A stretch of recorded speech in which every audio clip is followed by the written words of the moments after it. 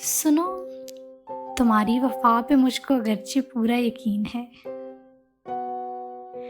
मगर ज़माने के वार का कुछ भरोसा नहीं है।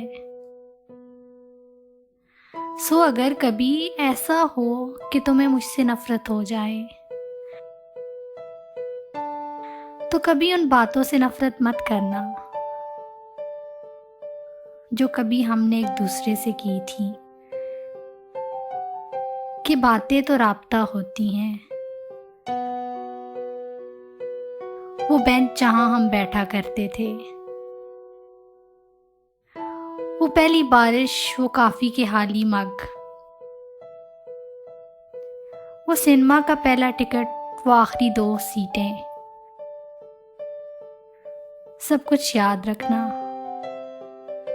कभी उनसे नफ़रत ना करना।